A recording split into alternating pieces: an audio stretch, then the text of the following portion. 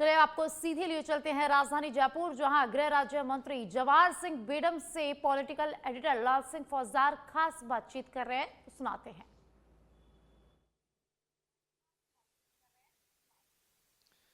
देखिए साक्षी, बजट को लेकर चर्चा हम करेंगे क्योंकि कल एक बजट पेश किया था जिसमें भाजपा के तमाम मंत्रियों ने दावा किया था कि एक ऐतिहासिक बजट है, राजस्थान को विकसित राजस्थान बनाने की आधारशिला साबित होगा। मेरे साथ गृह राज्य मंत्री जवाहर सिंह बेडम, उनके साथ सीधे चलते हैं।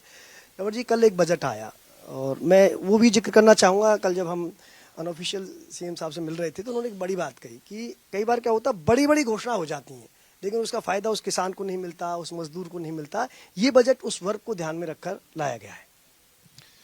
देखिए, मैं तो आभार व्यक्त करूंगा प्रदेश के मुख्यमंत्री आदरणीय भजनलाल शर्मा जी का, और उनको राजस्थान की जनता की ओर से साधुवाद भी देना चाहूंगा कि उन्होंने इन 2.25 सालों में जिस तरह से राजस्थान के हर वर्ग का ध्यान रखा है और उनके विकास की योजनाओं को धरातल पर लाकर लागू किया है, मैं समझ सकता हूं कि एक किसान को समृद्ध करने की सोच और उसके लिए बजटीय प्रावधान पहली बार राजस्थान में ऐसा देखने को मिला है कि उनके व्यक्तिगत लाभ की योजनाएं भी संचालित की हैं और सिंचाई के संसाधन हो, पानी कैसे लाया जा सकता है उस पर विचार किया और बजटीय प्रावधान किए।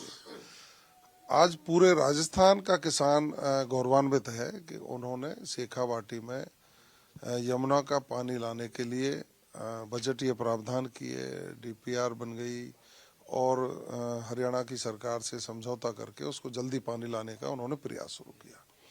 ब्राह्मणी नदी का पानी हो, चाहे पूर्वी राजस्थान में राम जल सेतु लिंक परियोजना से पानी लाने की बात रही हो, सब पर उन्होंने फोकस किया है। और देखिए, व्यक्ति को चाहिए क्या, किसान को पानी चाहिए और उसका उचित मूल्य मिल जाए। तो आपने देखा होगा कि उन्होंने फसलों के समर्थन मूल्य में भी बोनस बढ़ाने का काम राजस्थान में किया। और भावांतर, कुछ फसलें ऐसी हैं जो बाजार में जिनका भाव कम है, एमएसपी ज्यादा है, तो भावांतर में भी करोड़ों रुपया देने का काम किया है। हमारे युवाओं को रोजगार के द्वार खुले, उसके लिए उन्होंने काम किया है।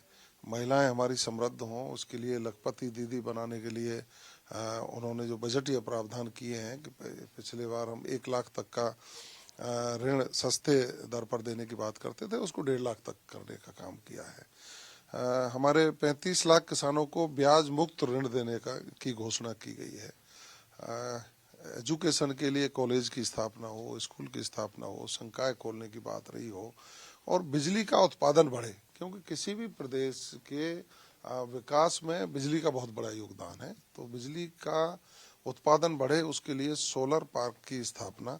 मैं समझ सकता हूँ माननीय मुख्यमंत्री जी ने 2027 में दिन में बिजली देने का वायदा किया है, और हमें संतुष्टि इसलिए है कि 22 जिलों में अभी तक हम बिजली दिन में दे रहे हैं।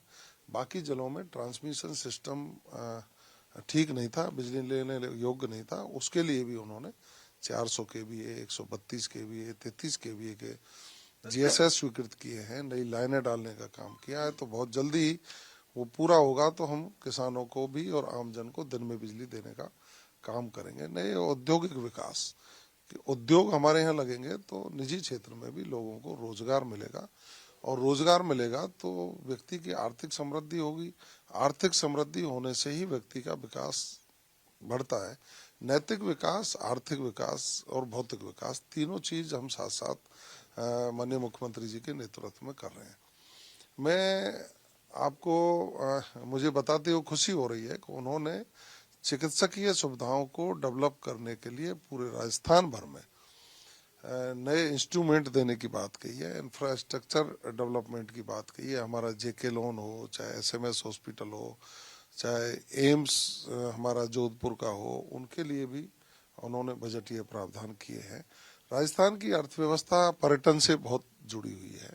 पर्यटन के क्षेत्र में नई साइट्स, उनका विकास कैसे हो सकता है, और जो पुराने हमारी धरोहर हैं उनका संरक्षण कैसे हो। बताइए, शेखावाटी की हवेलियों का संरक्षण हम करेंगे, वो इसलिए करेंगे कि जो बाहर से आने वाला पर्यटक है वो शेखावाटी की हवेलियों को देखना पसंद करता है, तो उनका भी संरक्षण हो, इसके लिए माननीय मुख्यमंत्री जी ने प्रावधान रखे, और हमारी वित्त मंत्री महोदया दिया कुमारी जी ने जो कल बजट पेश किया, मैं समझ सकता हूँ ये विकसित राजस्थान के संकल्प को पूरे करने वाला बजट होगा। और विपक्ष कल मायूस सा नजर आ रहा था मुझे। विपक्ष का आपने जिक्र किया है तो मैं उनके दो आरोपों का आपसे जिक्र कर लेता हूं। एक तो ये कह रहे हैं कि ये पंचायत राज चुनाव को ध्यान में रखकर आप बजट लाए हैं, एक बात। दूसरा उनका कहना है कि ये महज एक वादों का या घोषणाओं का पिटारा है। क्या ये जमीनी धरातल पर उतरेगा, इस बात की क्या गारंटी है? क्योंकि पिछले बजट में कई घोषणाएं अभी भी अधूरी हैं।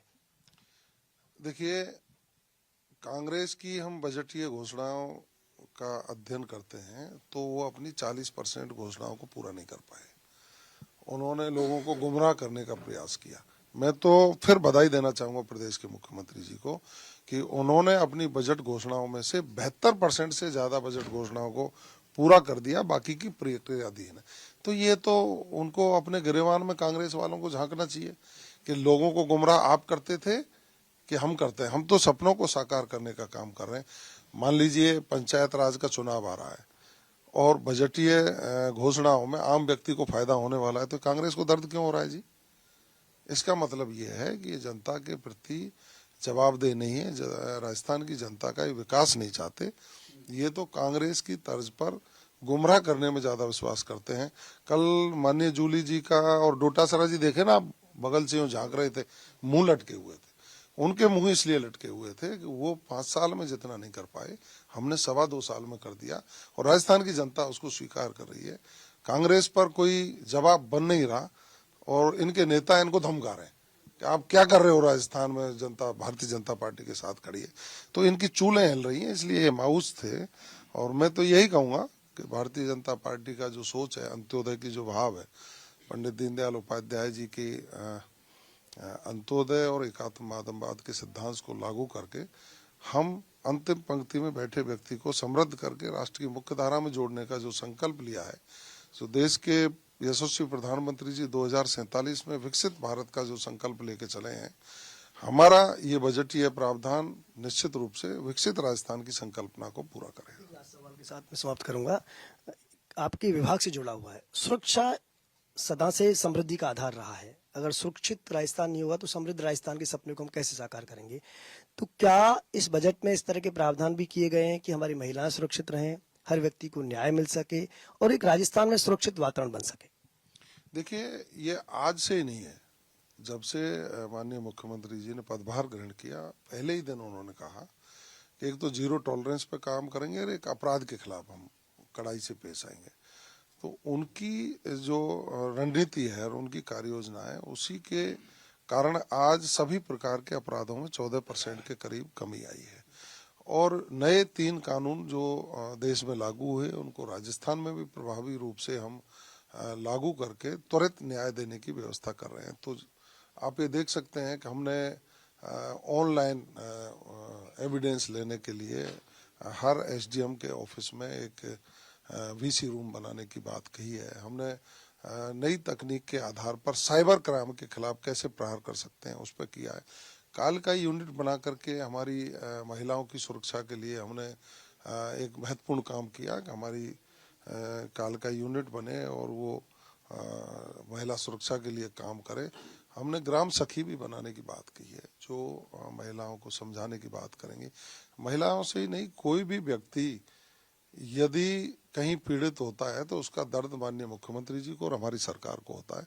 हम हर व्यक्ति की सुरक्षा की गारंटी देने का वादा लेकर के आए हैं और मैं ये कह सकता हूं कि हम उसी ध्येय पर काम कर रहे हैं कि आमजन में विश्वास, अपराधियों में भय, और उस ध्येय वाक्य को पूरा करने के लिए संसाधन जुटाने की बात रही हो, चाहे व्हीकल्स देने की बात रही हो, नई तकनीक की बात रही हो, चाहे पुलिस में भर्ती करने की बात रही हो, अधिकारी स्तर पर भर्ती करने की बात रही हो, हम पुलिस तंत्र को मजबूत करके इस राजस्थान को शांति प्रिय प्रदेश था उसको पुनः शांति प्रिय प्रदेश बनाने की ओर हम बढ़े हैं। कांग्रेस के राज में तो जंगल राज हो गया था ना जी, राजस्थान को लोग रेपिस्तान कहने लग गए थे। हमने उस छवि को सुधारा है। आज शांति व्यवस्था कायम हुई है तो पर्यटक आ रहा है, बाहर के लोग आ रहे हैं, निवेशक आ रहे हैं, और बाहर का जब निवेश आ रहा है तो राजस्थान की अर्थव्यवस्था बढ़ेगी और जब आर्थिक शक्ति हमारी मजबूत होगी तो निश्चित रूप से समृद्ध राजस्थान का सपना पूरा होगा। ये थे गृह राज्य मंत्री जवाहर सिंह बेडम, जिनका कहना है कि यह बजट विकसित राजस्थान, समृद्ध राजस्थान और सुरक्षित राजस्थान की आधारशिला बनेगा। जहां तक विपक्ष के आरोपों की बात है, उन्होंने कहा कि विपक्ष खुद के गिरेबान में झांक कर देखे। वीडियो जर्नलिस्ट दिनेश के साथ लाल सिंह फौजदार, सच बेधड़क, जयपुर।